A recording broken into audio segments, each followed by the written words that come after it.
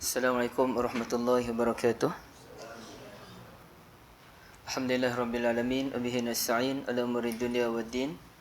Wassalatu wassalamu ala nabiyil amin wa ala alihi wa sahbihi ajma'in. Subhanaka la ilma lana illa ma 'allamtana innaka antal alimul hakim. La haula wala quwata illa billah. Amma ba'd. Mengurusi ustaz dan juga anak-anak hufaz, tuan-tuan dan puan-puan ada sekali muslimat, tuan-tuan dan puan-puan dirahmati Allah. Lupa Ustaz Amran. Alhamdulillah, kita syukur pada Allah Azza wa Jal, dan malam ni kita dapat dipimpin oleh Ustaz untuk malam yang ke-11 ya. Saya pun agak suspend ya. Saya baru ingat pengalaman tahun lepas di surau ini memang lambat untuk mengerjakan salatul isyak, bagi menunggu orang datang dulu Okey, baik, alhamdulillah, lagipun tempat kita ni santai-santai je. Pada malam ni saya nak bincangkan satu topik berkenaan dengan doa-doa dalam Al-Quranul Karim. Kita cuba lihat dalam 2-3 doa sebagai renungan bersama ya, tuan-tuan sekalian ya. Dan sekarang ni kita nak memahami fiqh doa menurut kajian Al-Quranul Karim. Dia biasa dah orang bincang tentang doa, kumpul doa-doa yang ada dalam Al-Quran, itu dah biasa. Tapi sekarang ni kita nak melihat daripada aspek tafsiran itu sendiri ya. Baik, perkara yang pertama, tuan-tuan dan puan-puan dirahmati Allah, kalau saya silap mohon Ustaz tegur ya. Okey, perkara yang pertama, doa dalam Al-Quran ni dia ada dua bentuk. Satu menggunakan lafaz Allahumma, dan yang keduanya ialah Rabb. Sama ada Rabbi sahaja, Rabbi zidni ilma, ataupun Rabbi inna Rabbi lasami'ud du'a, ataupun yang banyaknya ialah Rabbana. Contohnya Rabbana atmim lana nurana waghfir lana innaka ala kulli syai'in qadir. Tapi kalau kita lihat ada 4 ayat dalam Al-Quran Karim yang mana Allah Ta'ala sebut Allahumma. Allahumma tu asalnya ialah Ya Allah. Kemudiannya perkataan Ya tu dipindahkan ke belakang, dia jadi Allahumma. Ya, baik. Keempat-empat ayat itu sebagai contoh ayat yang saya kira tuan-tuan kebanyakannya tahu. Qulillahumma malikal mulki tu'til mulka man tasha. Itu yang paling jelas. Baik. Dan ada satu ayat yang special sikit, itu dalam akhir surah Al-Maidah berkenaan dengan doa Nabi Isa alaihi salatu wassalam. Qala Isa bin Maryam Allahumma Rabbana. Jadi dia menggabungkan antara doa Allahumma dengan Rabbana pada ayat 114. Qala Isa bin Maryam Allahumma Rabbana anzil alaina ma'idatan minas sama'. Jadi mudah ceritanya tuan-tuan dan puan-puan dirahmati Allah, mana-mana doa yang menggunakan nama Allah, yakni Allahumma, kesemua itu bukanlah doa dalam bentuk permintaan. Sebaliknya ia doa dalam bentuk mengagungkan Allah ataupun mengesakan, menunjukkan kehebatan Allah Azza wa Jalla. Contohnya tadi, Allahumma malikal mulki tu'til mulka man tasha, sehinggalah habis. Allah itu raja segala raja, mengurniakan kerajaan kepada sesiapa yang dia kehendaki, dan sekian-sekian. Manakala doa Allahumma Rabbana yang diungkapkan oleh Nabi Isa bin Maryam alaihissalam, itu ada gabungan antara pujian dan juga permintaan. Pujian kepada Allah sebagai Tuhan yang layak disembah, sebagai satu peringatan kepada Al-Hawariyun, dan juga permintaan kepada Allah Azza wa Jal agar turunkan makanan dari langit. Jadi apa maksud langit tu? Bukanlah langit yang kita fahami atas sana, tapi makanan dari tempat yang tinggi secara unik dan secara pelik. Manakala segala doa yang bermula dengan Rabb, Rabbi ja'al hadza baladan amina dan sebagainya, ia merujuk kepada doa permintaan. Maka dalam bab permintaan ini kita menggunakan lafaz Rabb ataupun Rabbana dengan maksud wahai Tuhan yang menjaga kami. Baik, itu perkara yang pertama. Maaf ya.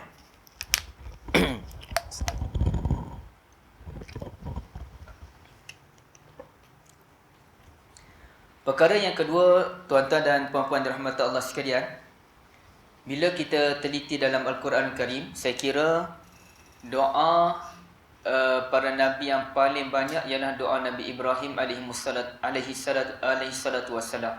Rasanya paling banyaklah kot ya doa Nabi Ibrahim, dan beberapa doa yang diungkapkan oleh Nabi Musa alaihi salam.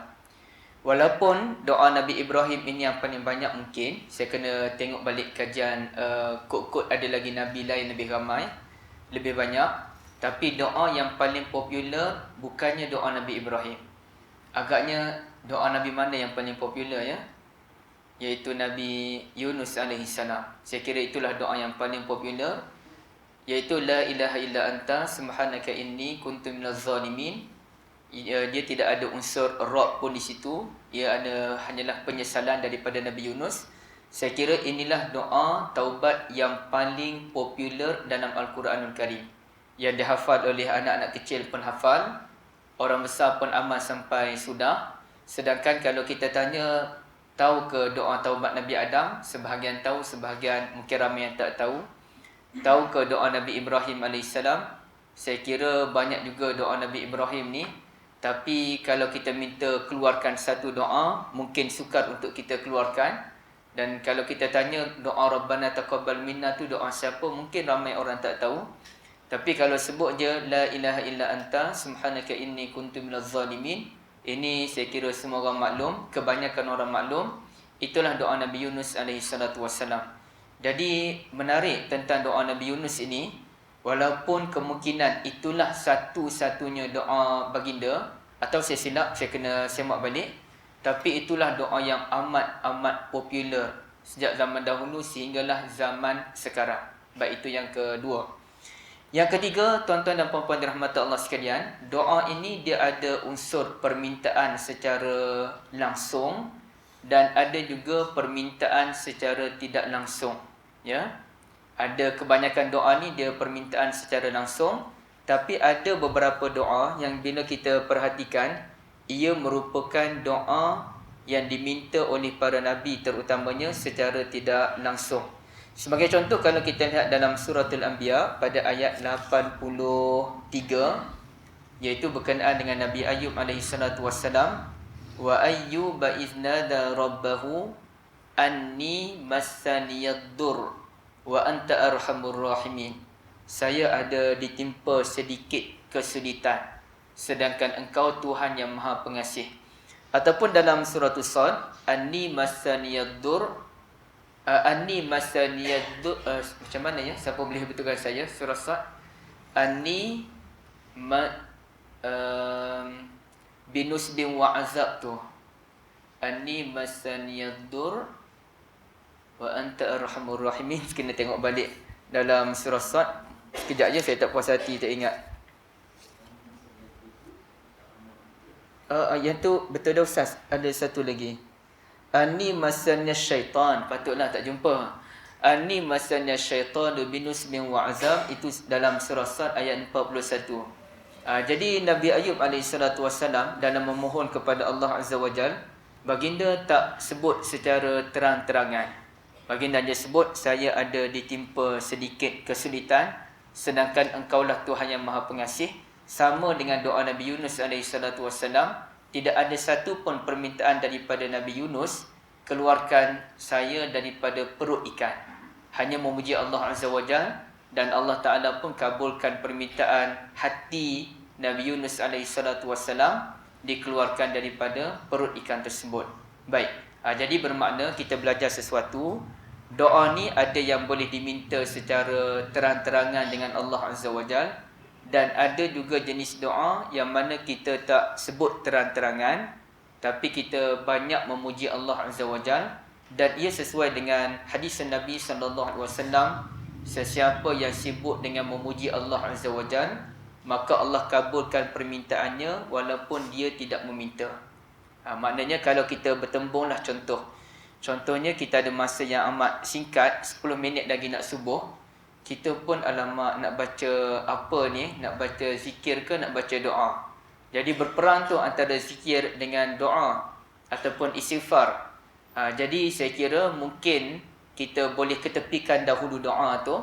kita lebihkan kepada istighfar dan juga memuji-muji Allah Azza wa Jal, kerana itu yang lebih sesuai. Bila bertembung je antara doa permintaan dengan zikir, dahulukan zikir.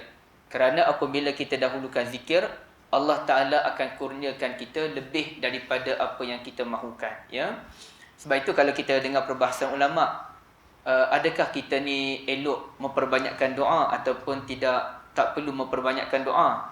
Kadang-kadang kita pun jadi keliru. Kenapa ulama' bincang benda ni? Kan dah terang-terangan Allah Ta'ala sebut, ud'uni fastajib lakum.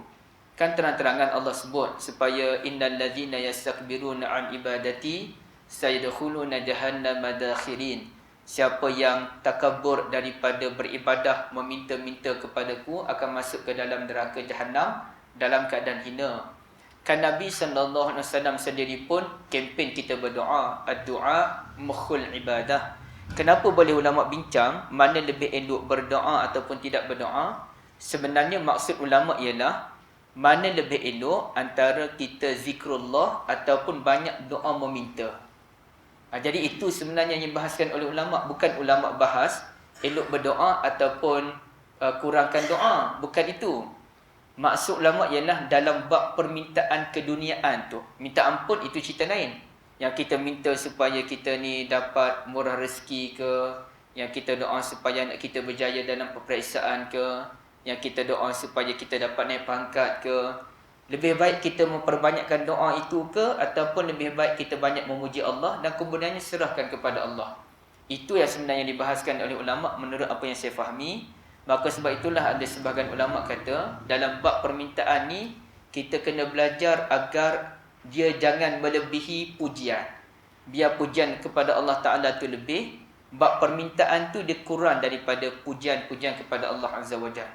Sebab itu kalau kita tengok dalam perbahasan ulama', apabila tiba 9 Zulhijjah, hari Arafah yang dianggap sebagai hari yang terbaik, apakah doa yang paling baik? Maka ulama' biasa menggunakan hadis Nabi sallallahu alaihi wasallam menyatakan doa terbaik yang diungkapkan oleh daku dan juga nabi-nabi terdahulu ialah la ilaha illallah wahdahu la syarikalah lahul mulku wa lahul hamdu wa huwa ala kulli syai'in qadir. Dan ternyata ia bukan doa permintaan. Ia hanyalah puji-pujian kepada Allah Azza wa Jal. Dan nyatanya bila kita banyak memuji Allah, maka Allah Ta'ala akan mudahkan segala urusan kita. Ya, dia punya sifirnya begitu. Allah A'lam. Baik. Perkara yang keempat, tuan-tuan sekalian, kita cuba lihat satu dua doa pada malam ini. Antara doa yang saya nak ambil ialah doa ahli sihir Fir'aun yang terdapat dalam ayat 126. Sebenarnya ahli sihir Fir'aun pun ada 2-3 koleksi doa yang berbeza. Dalam surah Toha doanya apa, dalam surah A'raf doanya apa, dia berbeza-beza. Yang kita nak lihatnya dalam surah Al-A'raf, yang mana mereka berdoa kepada Allah Azza wa Jal, Rabbana afrigh alaina sabra wa tawaffana muslimin. Ya? Dan doa ini sebenarnya dia sinergi dengan doa Ashabu Talut, tentera-tentera Talut.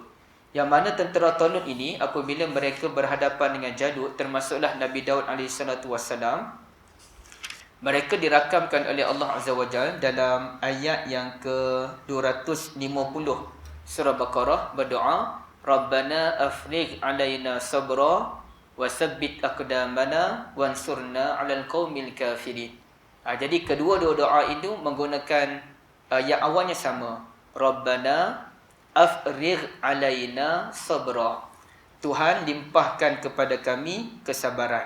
Ya. Baik. Sekarang ni kita cuba lihat perkataan afrigh. Afrigh ini dia asal daripada faragha ataupun al-ifragh, ya, al-ifragh.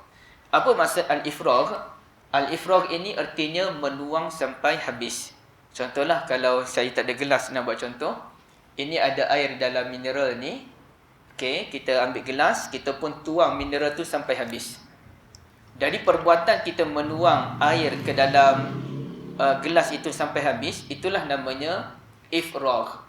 Sampailah kosong dia punya bekas itu, kita tuangkan ke semuanya. Ataupun kalau ada mineral bekas besar tu kita tuang sampai habis, itulah ifragh. Artinya mereka berdoa kepada Allah Azza wa Jalla dengan menggunakan bahasa kiasan yang begitu tinggi. Afrigh alaina Akhir Ashraf ada, saya tak perasan. Saya ingat Tuan Haji mana buat Mekah. Saya betul Ustaz. Itu dalam surah Baqarah kan 250. Jazakumullah khairan. Jadi ifragh itu Tuhan sampai habis, artinya Tuhan kurniakan kami semaksimum mungkin kesabaran. Okey, satu, tuangkan sampai habis kesabaran yang ada. Dan ulama juga bahas yang kedua, kenapa Allah Taala guna sabran tanpa alif lam. Bukannya Rabbana afrigh alaina sabru. Bukannya as-sabru tetapi sabra. Dia dalam Al-Quran ni bila yang satu ada alif lam, satu tak ada alif lam, itu sudah membawa perbezaan. Macam dibahaskanlah Rabbana atina fid dunya hasanah. Kenapa sebut hasanah bukannya al-hasanah? Di situ ada dua aliran berbeza. Yang kedua, dua pendapat aliran ini bercanggah. Tapi itu cerita lain lah, special sikit perbahasan dia.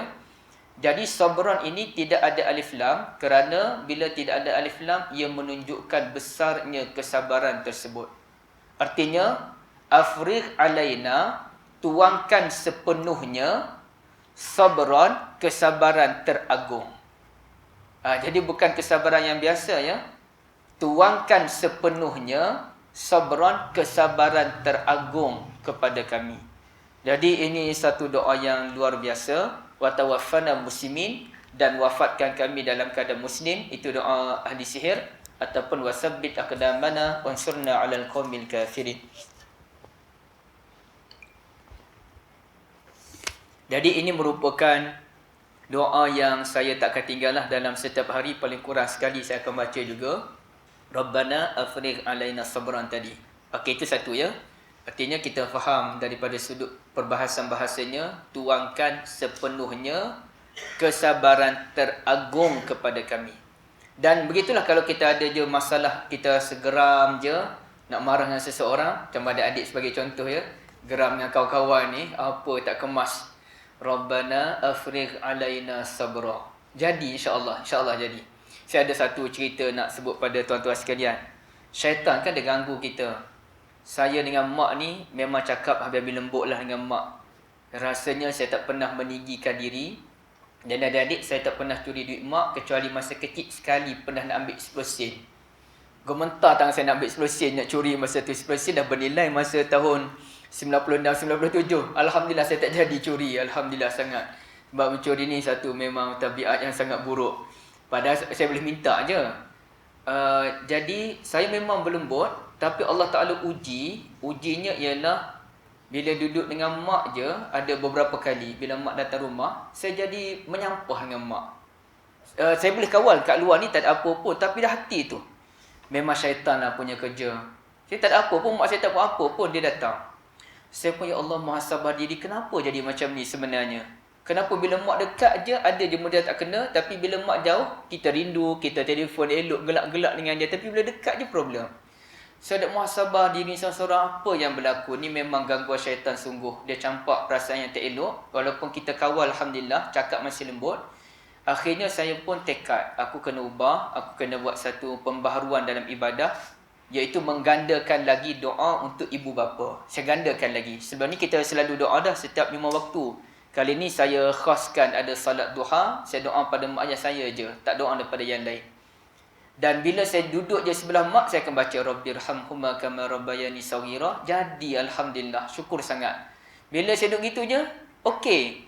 Mak buatlah apa pun, saya relax alhamdulillah. Gangguan syaitan tuan-tuan sekalian. Memang syaitan akan serang kita daripada sudut di mana kekuatan kita tu. Dia akan serang, dia runtuh yang tu saja, kacau kita. Jadi saya harap saya boleh kekal dengan akhlak yang baik itu insya-Allah. Jadi begitu juga bila kita geram je seseorang, kita baca doa terus. Rabbana afrigh alaina sabra. Tuhan kurniakan kami kesabaran yang teragung. Tuangkan sepenuhnya biar kami sabar. Jadi insya-Allah kita boleh sabar ya. Baik, itu satu. Yang kedua, ibu ayah dirahmati Allah sekalian, kita tengok doa yang dibacakan yang saya sebutkan yang kedua tadi sebagai penutup. Doa yang ada dalam suratul Isra, Rabbirhamhuma kama rabbayani saghira. Itu ayat yang keberapa ya? Itu ayat yang ke-24. Doa untuk ibu bapa ni secara khusus ada 3 dalam Quran. Ya, ada 3. Satu dalam ayat terakhir surah Nuh, Rabbighfirli wa liwalidayya. Ya, Rabbighfirli wa liwalidayya wa liman dakhala baitiya mu'minan walil mu'minina wal mu'minat. Yang kedua dalam surah Ibrahim, itu doa Nabi Ibrahim tu, Rabbanaghfirli wa liwalidayya walil mu'minina yauma yaqumul hisab. Dan yang ketiga doa tadilah, Rabbirhamhuma kama rabbayani shaghira. Ibrahim tu dia dalam surah dalam ayat 41. Dan satu lagi secara tak langsung dalam suratul Hasyr ayat 10, Rabbanaghfir lana wa li ikhwanina allazina sabaquna bil iman. Itu untuk mana-mana saudara kita, golongan Ansar, golongan Muhajirin, pejuang-pejuang Islam, termasuk ibu bapa yang telah meninggal secara tak langsung, ya. Baik. 3 doa yang saya sebutkan tadi, tolak surah Hasyr. Orang Syiah buat solat. Eloklah Ustaz Syamsuddin dia ada solat al-mubtadi'ah kan. Antaranya ialah solat birrul walidain. Tapi saya takjub juga orang Syiah ni dia ada solat birrul walidain, buat baik kepada ibu bapa. Yang mana saya tak ingat dah solatnya macam mana. Dia ada kaedah dia lah. Saya ada buat catatan tu bagaimana solat dia tu.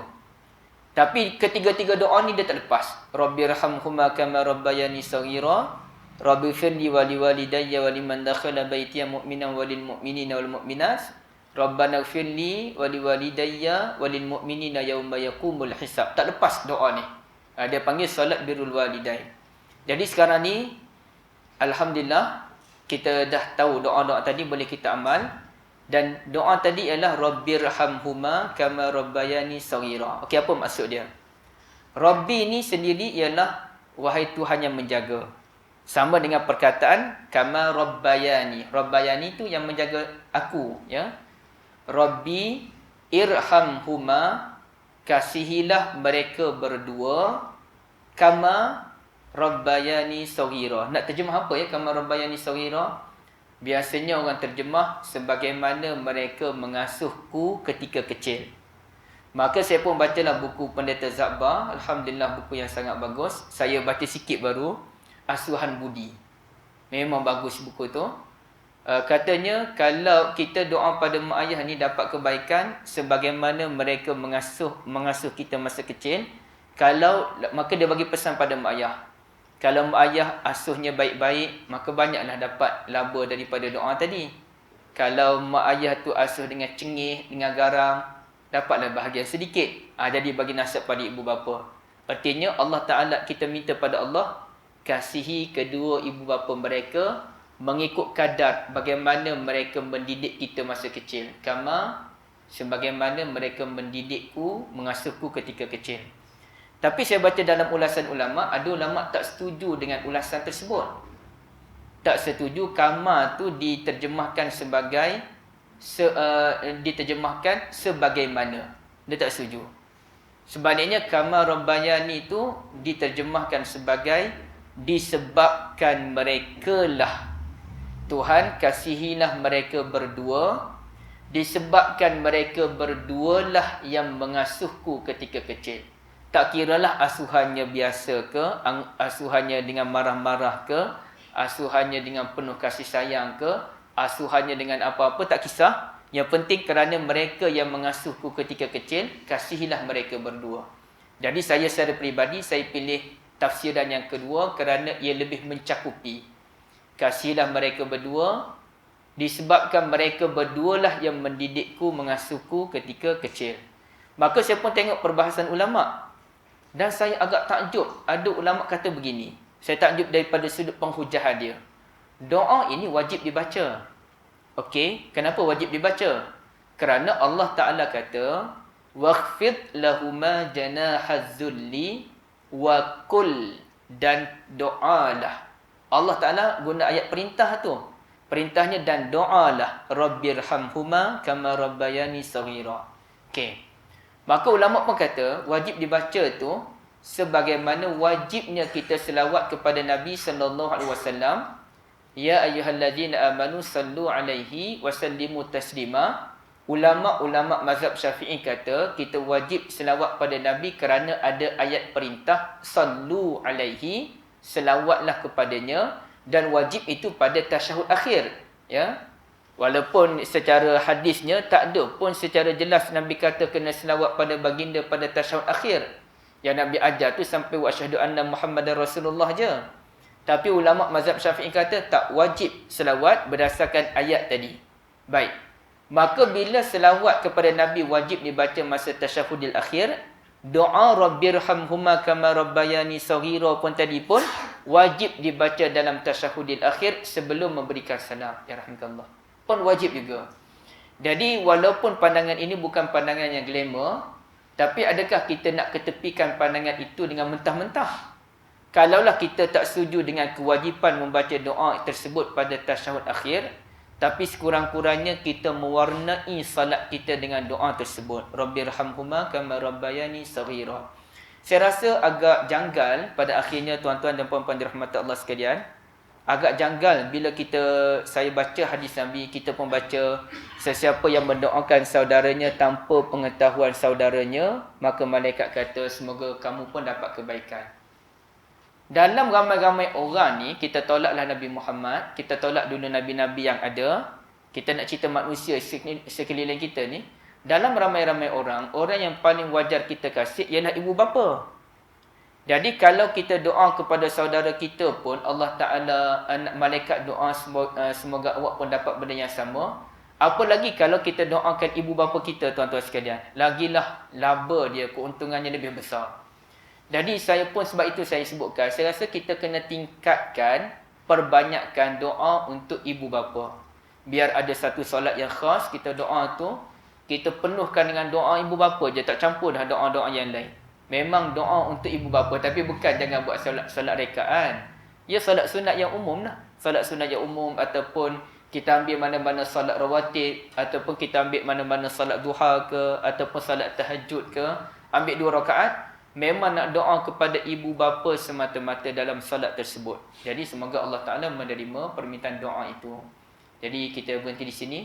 Dah ada nak ambil masa dalam 25 minit dah, saya minta maaf. Barakallahu fikum wa jazakumullahu khairah. Subhanakallahumma bihamdik, asyhadu an la ilaha illa anta, astaghfiruka wa atubu ilaik. Assalamualaikum warahmatullahi wabarakatuh.